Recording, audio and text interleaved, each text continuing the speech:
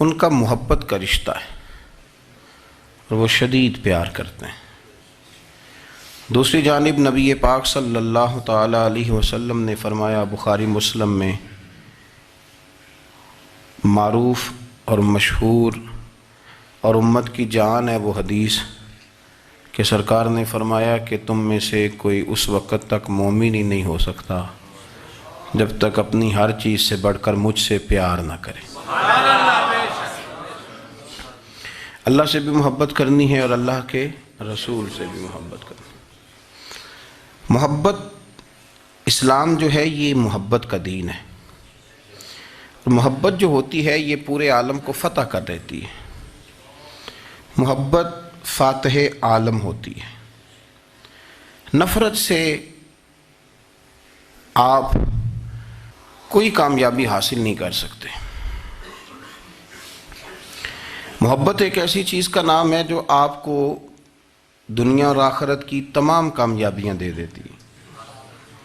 مومن جو ہوتا ہے نا، مومن، اس کا خمیر ہی محبت سے بنایا گیا ہے۔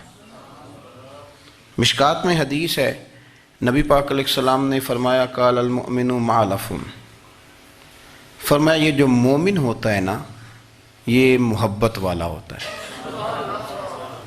اور حضور فرمانے لگے اس بندے میں کوئی خیر ہی نہیں، اس میں کوئی بھلائی ہی نہیں جو نہ محبت کرے اور نہ اس سے محبت کی جائے۔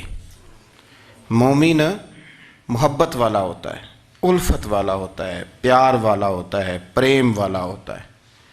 وہ بندے میں بھلائی ہی نہیں جو نہ پیار کرے اور نہ کوئی اس سے پیار کیا جائے۔ محبت کا فروغ حسن ہے دین کا۔ آپ دیکھیں نا، نبی پاک صلی اللہ علیہ وسلم نے صحابہ کے بارے میں فرمایا کہ میرے صحابہ سے اس لیے محبت کرو کہ یہ میرے صحابہ ہیں۔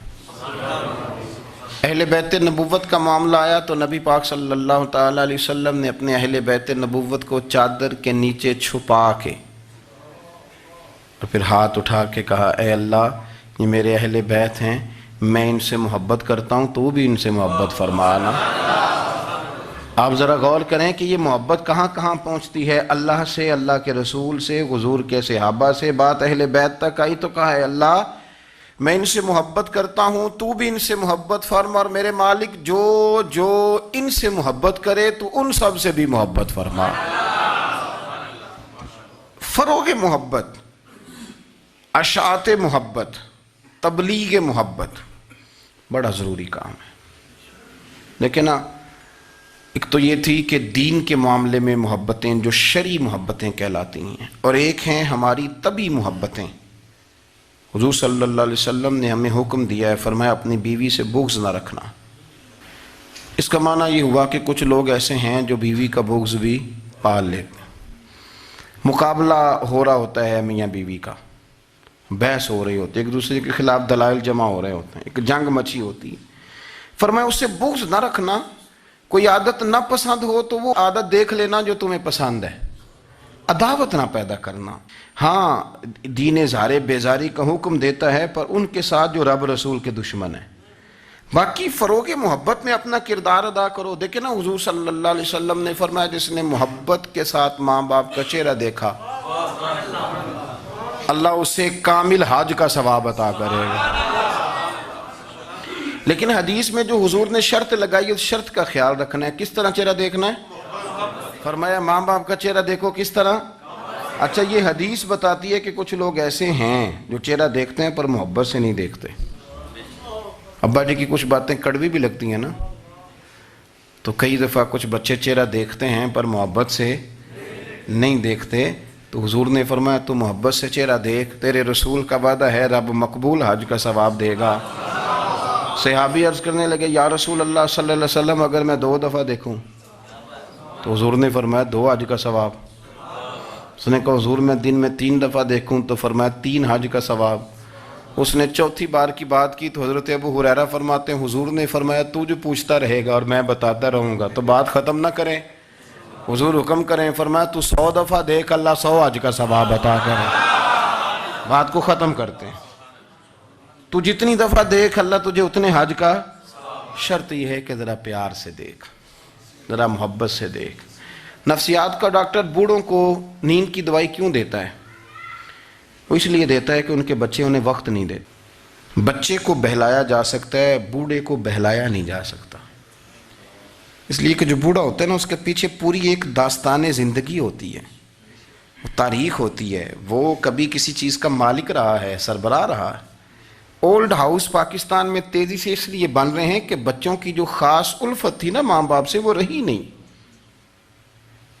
ورنہ اگر ایک والد 6 بچوں کا خیال رکھ سکتا تھا تو 6 بچے مل کے ایک باپ کو بھی تو سنبھال سکتے تھے نا، ماں کا بھی خیال کر سکتے تھے نا۔ محبت کا فروغ جب ہو، آپ ماں باپ کو ٹائم دیں، ان کے پاس بیٹھیں، ان کے ساتھ تھوڑا وقت بتائیں، سارے معاملات ٹھیک ہو جائیں گے۔ ہمارے معاشرے میں نا تیزی سے نفرت کا فروغ ہوا ہے، نفرت کا فروغ۔ پتہ ہے اسلام نے غیبت سے کیوں منع کیا ہے؟ غیبت کا معنی یہ نہیں ہے کہ کسی بندے میں کوئی عیب نہیں پایا جاتا تھا تو آپ نے وہ بیان کر دیا، یہ غیبت نہیں، یہ تو بہتان ہے۔ کسی میں کوئی عیب نہ پایا جائے تو وہ بیان کرنا وہ غیبت نہیں، وہ تو بہتان ہے۔ غیبت کی تفصیل یہ ہے، تشریح یہ ہے، غیبت کی تعریف یہ ہے کہ کسی میں کوئی عیب پایا جاتا تھا، آپ نے وہ اس کی غیر موجودگی میں ڈسکس کیا تو اس کا نام غیبت ہے۔ وہ عیب تھا، آپ سچ ہی بول رہے تھے، آپ ٹھیک کہہ رہے تھے، عیب واقعی تھا، پر اسلام اس کو پسند نہیں کرتا۔ اسلام کہتا ہے کہ اگر تو سمجھتا تھا یہ عیب ہے تو جا کے اس کی تبلیغ کر، اس کو بتا، اس کو کہہ میاں یہ غلطی چھوڑ دے، تو نے ڈسکس کیوں کیا؟ آپ کسی شخص کے پاس بیٹھیں اور کسی دوسرے آدمی کی تعریف کریں، آپ کہیں کہ بڑا اچھا ہے، بڑا بامروت ہے، مہمان نواز ہے، با اخلاق ہے، وعدے کو وفا کرنے والا ہے، دیانتدار ہے، سچ بولتا ہے، آپ تعریفیں کریں۔ آپ کسی کے سامنے تعریف کریں گے نا تو بندہ کہے گا یار کسی دن ملاقات تو کرا، اور جب وہ ملے گا تو اس کی آنکھوں کے اندر ایک خاص کشش ہوگی، پیار ہوگا، ملنے کو جی چاہے گا، ایک خاص راحت ہوگی۔ یہ کب ہوگا؟ جب آپ نے کسی کی تعریف کر دی۔ لیکن اگر آپ کسی کی غیبت کریں گے، کسی کے بارے میں کہیں گے بڑا غلط ہے جی، لوٹ لیتا ہے جی، چور ہے جی، فاسق ہے جی، تو بندہ اگر کبھی مل بھی گیا تو اس سے سلام لینے کو دل۔ ہم نے پتہ کیا کیا ہے؟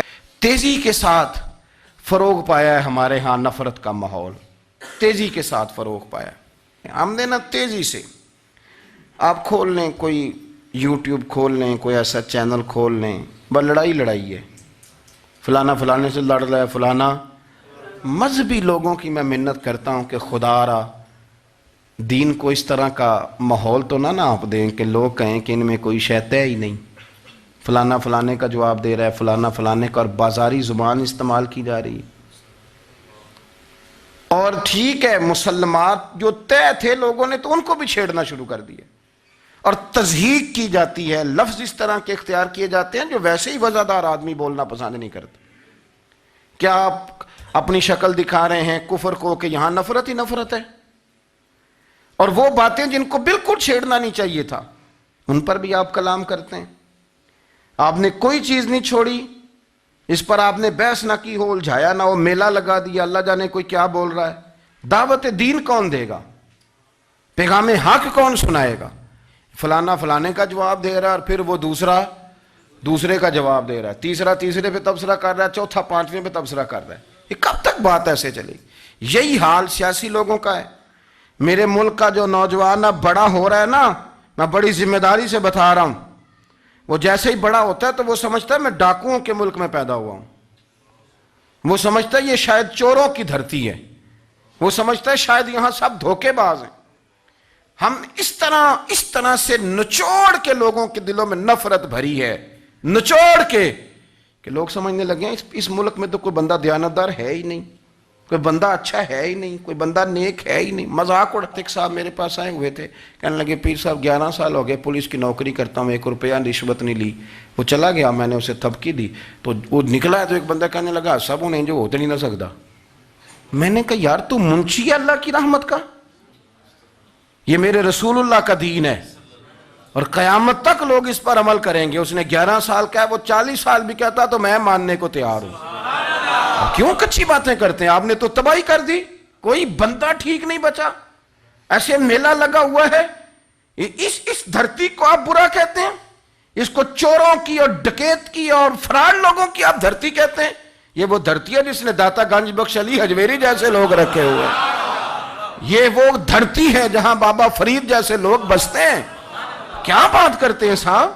یہ اتنے بزرگ ترین لوگ یہاں بستے ہیں اور آپ کیا بات کرتے ہیں؟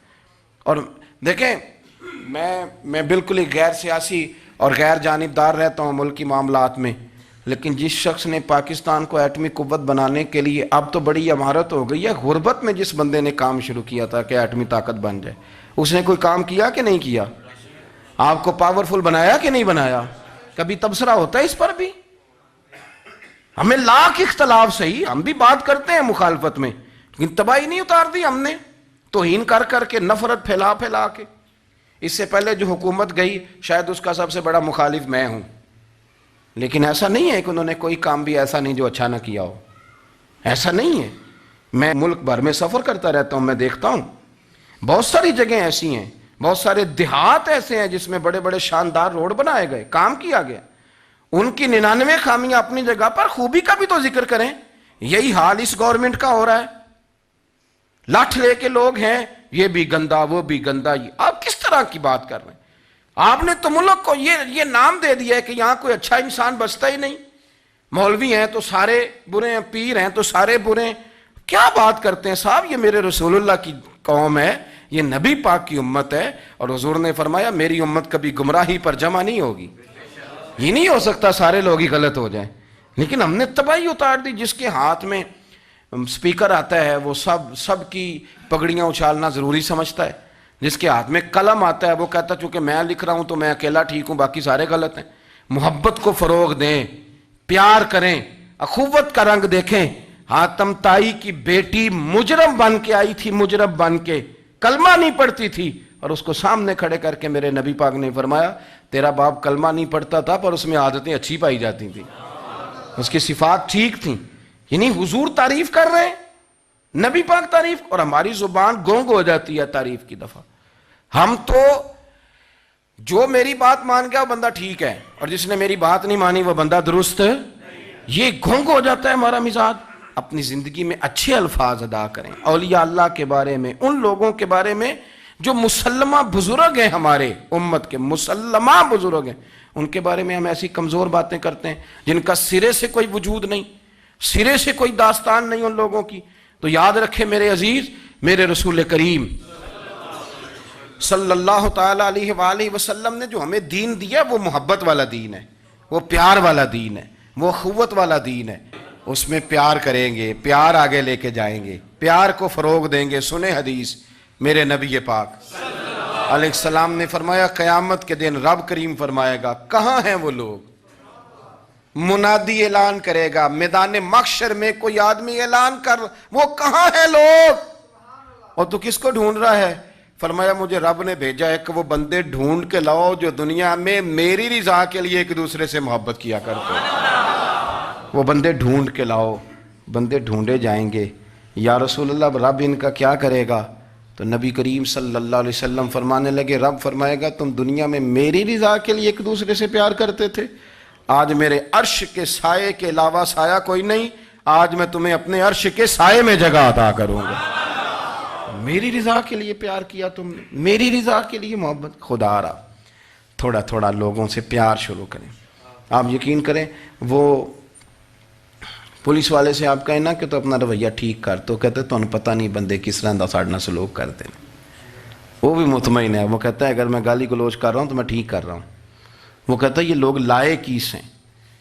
آپ دیکھ لیں, آپ سمجھ لیں چیزوں کو.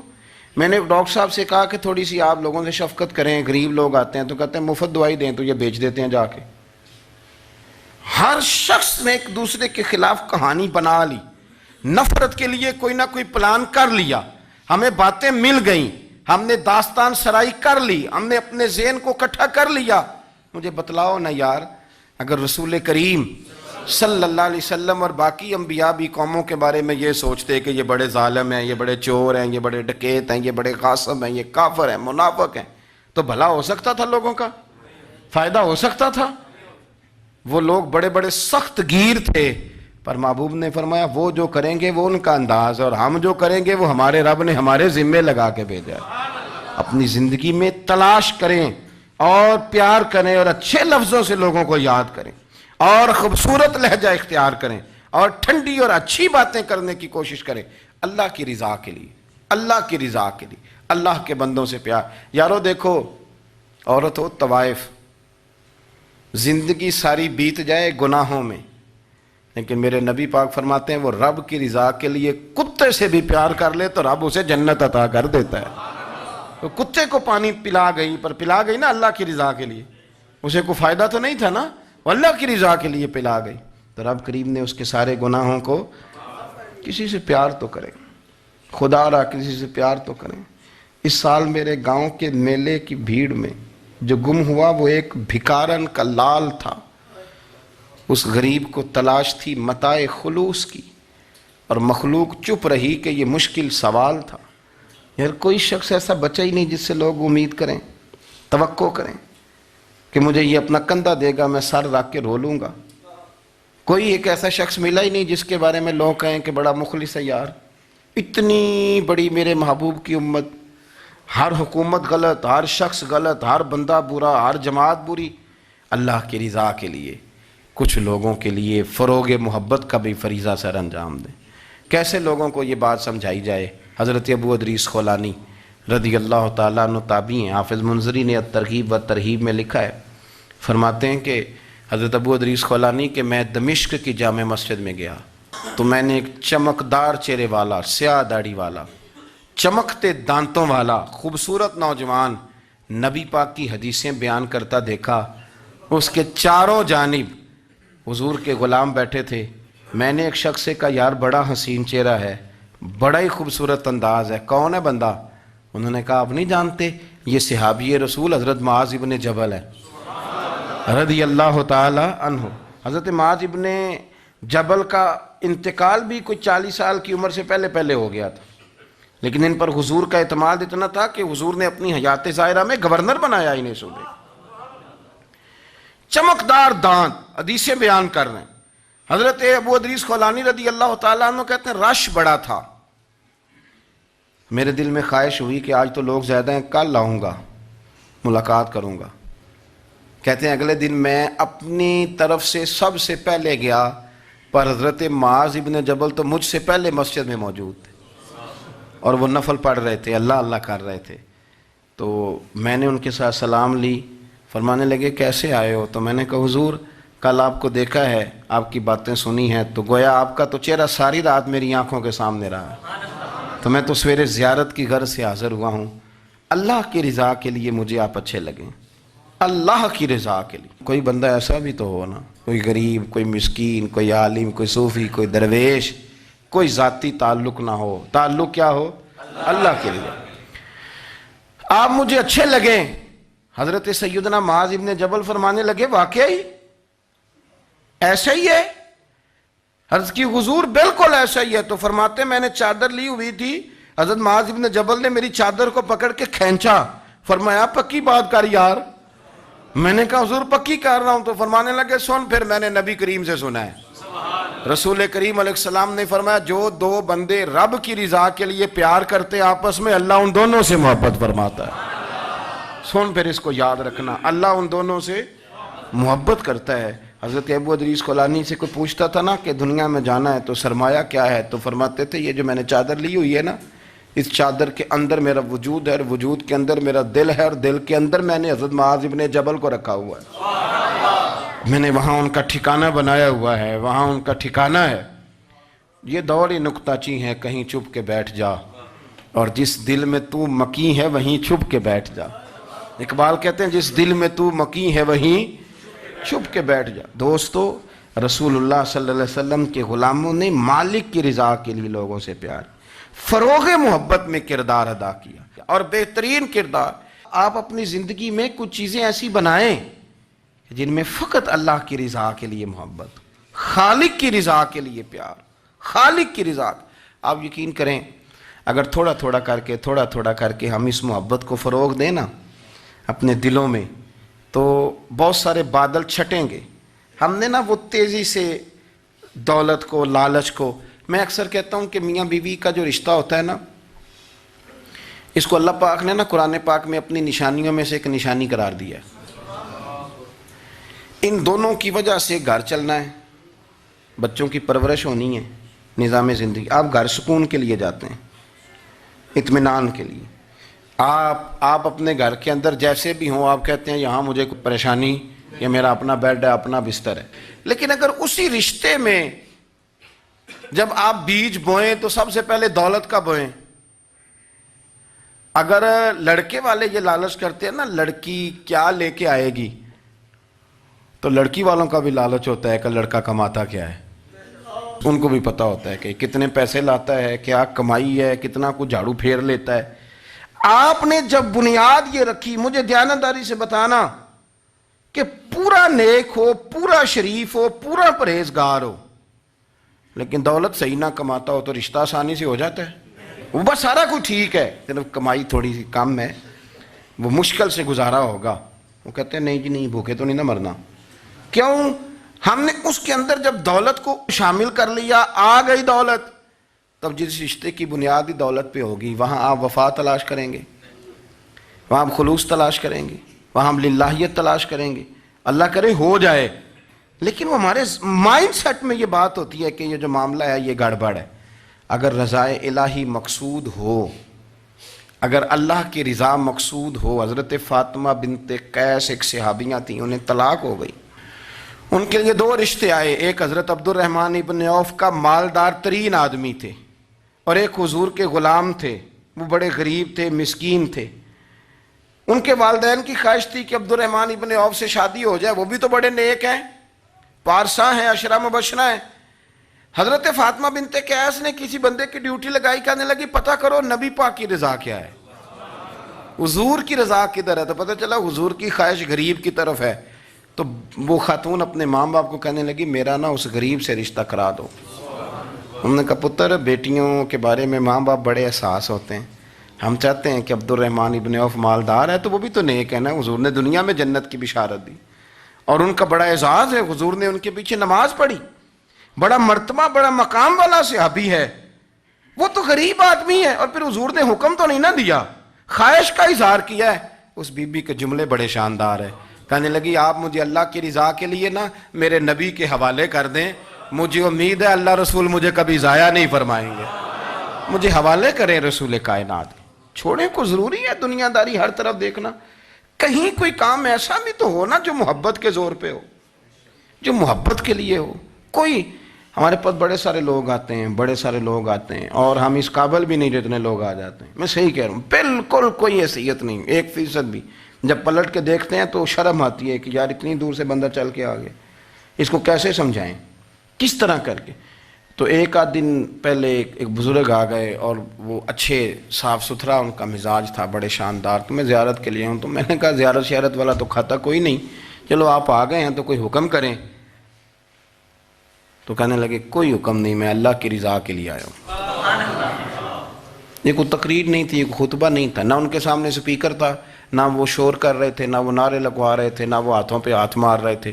اور اس بندے نے کہا اللہ کی رضا کے لیے آیا ہوں، تو وہ بھی رو پڑے تو میں بھی رو پڑا، ختم ہو گئی بات۔ اب بات کو سمجھیں، یہ اتنا تگڑا رشتہ ہے نا یار، کسی رشتے کے بیچ برادری ہوتی ہے، کسی رشتے کے بیچ خاندان ہوتا ہے، کسی رشتے کے بیچ قبیلہ ہوتا ہے، کسی رشتے کے بیچ رنگ نسل ہوتی، وہ کتنا تگڑا رشتہ ہے کہ دو بندوں کا رشتہ ہو، ایک بیچ میں خدا ہو، دوسرے محمد مصطفیٰ ہو۔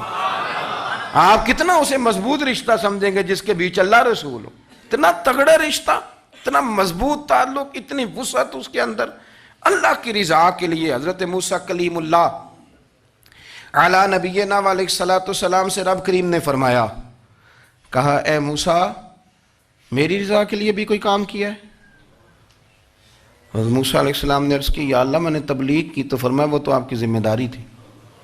امام غزالی نے روایت لکھی ہے، اے اللہ میں نے آپ کے تمام احکامات پہ عمل کیا، موسیٰ وہ تو آپ نے کمال کیا، اللہ کے پیغمبر ہیں۔ تو میری رضا کے لیے تو یا اللہ تیری رضا کے لیے کیا ہے؟ تو رب کریم نے فرمایا کسی بندے سے صرف اس لیے پیار کیا ہے کہ وہ اللہ کا بندہ ہے، فقط اس لیے پیار کیا ہو کہ وہ اللہ کا بندہ ہے، فقط اس لیے۔ میرے عزیز آپ بات کو سمجھیں، زندگی میں فروغ محبت پر کچھ کام کریں، کچھ تھوڑا سا کوشش کریں گرد جھاڑنے کی، کچھ گرد جھاڑنے کی۔ ہم نے نا ایک سٹیٹس بنا لیا ہے، اب تو مسلمان پہلے فرقوں میں بٹے، قبیلوں میں بٹے، اب شہروں میں بٹ گئے۔ آپ کبھی گجرانوالہ کے لوگوں سے پوچھو نا گجرات، تو کہتے ہو گجرات والے تو اللہ بچائے، کہتے ہیں کہ نہیں؟ گجرات کے لوگوں سے پوچھے گجرانوالہ تو کہتے ہوتے کھاندے ہی بڑا نے، کس کی بات کر رہے ہیں؟ تو گجرانوالہ والوں سے پوچھیں لاہور والے، کہتے توبہ لاہوریا جی۔ صحیح کون ہے؟ کوئی بھی نہیں۔ کیوں؟ اس لیے کہ ہم نے ہر شہر کے لیے کہاوت بنا لی ہے۔ میں صحیح کہہ رہا ہوں، ہر قبیلے کے لیے کوئی نہ کوئی، یہ ہم نے ظلم کیا اپنی جان، یہ ہم نے زیادتی کی۔